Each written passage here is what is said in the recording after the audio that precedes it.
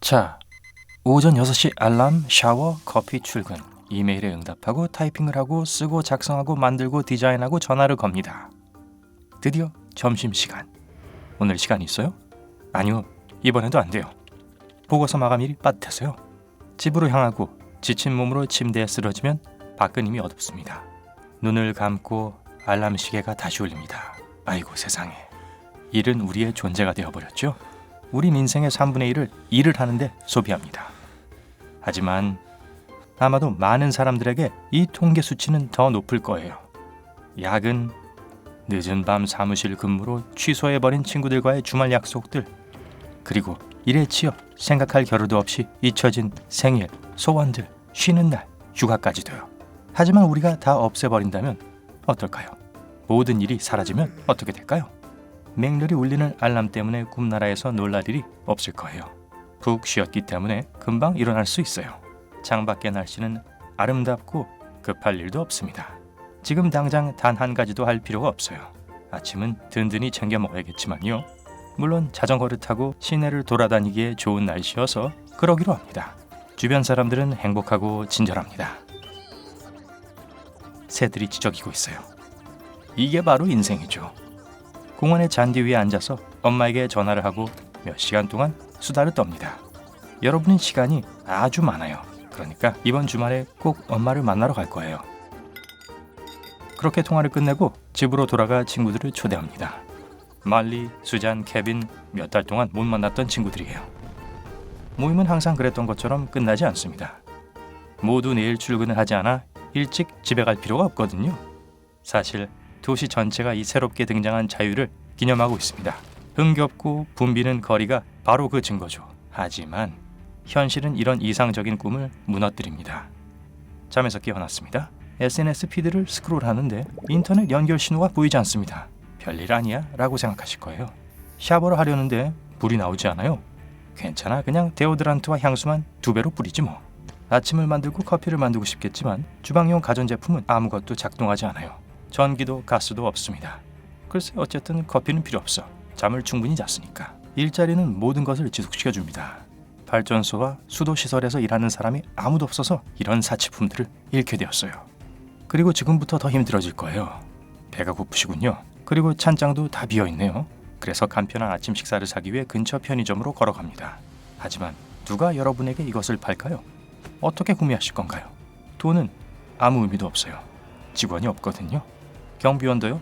편의점행은 힘든 모험이었습니다. 사람들이 진열대에 있는 모든 것을 마음껏 가져가고 있었거든요. 겨우겨우 시리얼 몇 박스와 냉동 피자를 가져옵니다. 생수도 좀 집어와야 할 거예요. 사람들이 힘든 시간을 보내고 있어요. 이미 장기 휴가에 지쳐서 어쩔 줄은 모르고 있죠. 누구나 할 수 있는 어떤 일자리든지 하려고 하고 있어요. 세차해드릴까요? 집 청소요? 말만 하세요. 시간만 때울 수 있다면요. 하지만 사람들은 뭐다나 지루함을 느끼지 못할 거예요. 왜냐하면 음식을 찾아 나서야 하고 어디든 찾아볼 테니까요. 집으로 돌아갔더니 현관문이 열려 있습니다. 지금은 안에 아무도 없지만 누군가가 여길 샅샅이 뒤졌군요. 전에 부엌에 먹을 게 없다고 생각했다고요? 지금은 완전히 비어 있어요. 경찰을 부릅니다. 네? 전화가 안 돼요. 112 번호는 존재하지 않습니다. 그리고 경찰은 더 이상 존재하지 않아요. 전에는 사무실에 가기 싫어서 아침에 일어나는 게 싫었죠. 하지만 지금은 다음날 무슨 일이 생길지 알 수 없기 때문에 일어나기가 두렵습니다. 그래서 가방을 싸서 부모님의 농장으로 갑니다. 긴 거리를 따라 배낭의 무게를 버티며 자전거를 타고 갑니다. 차를 타고 가는 게 좋겠지만 연료 탱크는 비어있고 주유소는 말할 것도 없죠. 갑자기 앞 타이어에 펑크가 났어요. 멈추자마자 수십 명의 사람들이 여러분을 에워쌉니다. 모두 여러분을 도와주려 하고 있어요. 사과 몇 개만 주면 바퀴 교체해 줄게요. 자전거 체인이 문제예요. 교환할 기름이 있어요. 전 펌프가 있어요. 타이어가 새 것처럼 될 거예요. 사람들은 여러분을 좀비처럼 에워쌉니다. 어떻게 해야 할지 모르겠어서 자전거를 던져버리고 도망을 칩니다. 근처 골목에 숨어있군요. 낯선 사람이 다가옵니다. 쉿, 무슨 일이 일어나는지 봤어요. 새 자전거가 필요하신가요? 가방하고 자전거를 바꾸는 거 어때요? 이 남자 말을 믿고 듣기로 합니다. 버려진 창고에 가게 됩니다. 놀랍게도 수많은 사람들이 안에서 일을 하고 있습니다. 전화 통화를 하고 컴퓨터로 뭔가 타이핑을 하고 있습니다. 한 여성은 화이트보드에 공식을 쓰고 있습니다. 다들 여기서 일하느라 바쁜 것 같아요. 이게 어떻게 가능한 걸까요? 그 낯선 사람이 이곳은 진정한 일 중독자들의 마지막 피난처라고 설명합니다. 그들은 어떻게 해서든 허무함을 달래기 위해 여기 모였다고 하네요. 물론 이 국제적인 위기 이후로 일자리는 전혀 없기 때문에 이 사람들은 일하는 척을 하고 있는 거죠. 컴퓨터 화면은 검은색이고 전화기는 전원에 연결되어 있지 않고 여자는 보드에 공식을 지우고 새 공식을 쓰기 시작하는 걸 알게 됩니다. 그 낯선 사람은 줄 자전거가 없다는 사실을 털어놓습니다. 그는 전직 영업사원이며 거절할 수 없는 거래를 제한해야겠다는 생각이 들었대요. 여러분, 여기 남아서 일을 좀 하고 싶다는 생각에 유혹을 느끼지만 상식을 따라 그저 그곳을 떠납니다. 사회 전체가 이 현상을 따르는 것처럼 보이지만 적응하는 데는 몇 년이 걸립니다. 상점에서 판매원으로부터 물건을 사는데 쓸 수 있는 돈을 주는 직업이 존재하는 세상은 사라졌죠. 도시는 쓰레기를 수거하는 사람이 없어서 악취를 풍깁니다. 사람들이 시골로 가서 농사를 짓고 자급자족하며 사는 건 당연하죠. 낚시를 하고 가축을 기르고 과일과 채소를 스스로 재배합니다. 농장에서 여러분과 부모님처럼요. 이 사회의 경제는 재화와 용역의 거래에 기반을 하고 있습니다. 전형적인 경제 현상처럼 들리지만 다른 점은 이 세상엔 돈이 없다는 겁니다. 그 오래된 종이장들은 유물이 되었습니다. 이웃에게서 생선을 구매하고 싶다고요? 지금 그들이 필요한 걸 주세요. 아마도 같은 값에 감자가 어떨까요? 농장이나 사냥 여행에 도움이 필요하신가요? 그 사람의 부탁을 들어줘야 할 거예요. 사람들이 이러한 생활 방식에 익숙해지기 시작하자마자 더 많은 시간을 자신에게 투자합니다. 어떤 사람은 자신에게 음악적 재능이 있음을 알게 되고 다른 사람도 자신 안에 예술가를 찾게 됩니다. 콘서트나 갤러리가 도처에 나타납니다. 시간이 지나면서 사람들은 발전소에서 봉사를 하기 시작했고 전기가 다시 나타납니다. 물 공급도 마찬가지입니다. 대도시는 사람들로 가득 차기 시작했죠.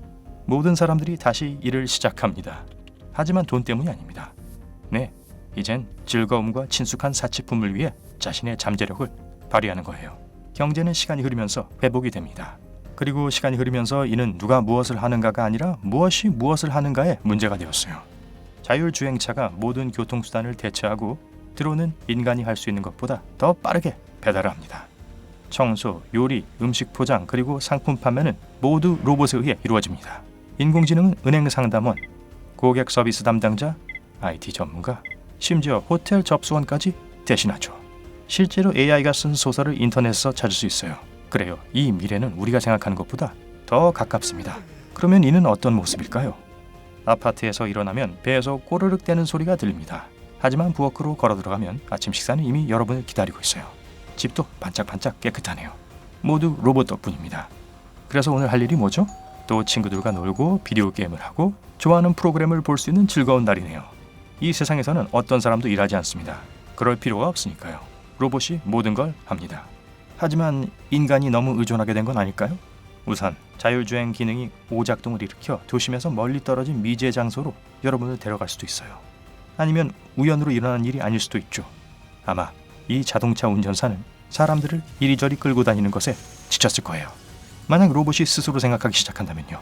인간이 더 이상 세상을 움직이게 하지 않는다는 걸 로봇이 깨닫게 되는 날이 올 수 있습니다. 그렇다면 인간을 위해 일하는 게 무슨 의미죠? 우리가 자급자족하며 살아야 하는 실업의 세계나 우리에게 대항할 로봇이 가득한 공상과학의 미래는 가까이 다가오고 있습니다. 생각해볼 거리죠. 아님 그냥 즐겨보세요. 전 인간성이 정직하게 성취하는 일과 자동화 사이에서 완벽한 균형을 찾을 수 있을 거라는 생각이 드네요. 오늘 새로운 무언가를 배우셨다면 영상에 좋아요를 눌러주시고 친구와 공유해주세요. 여기 다른 영상들도 준비했어요. 왼쪽 혹은 오른쪽 중 하나를 클릭해서 삶의 밝은 면에 머무르세요.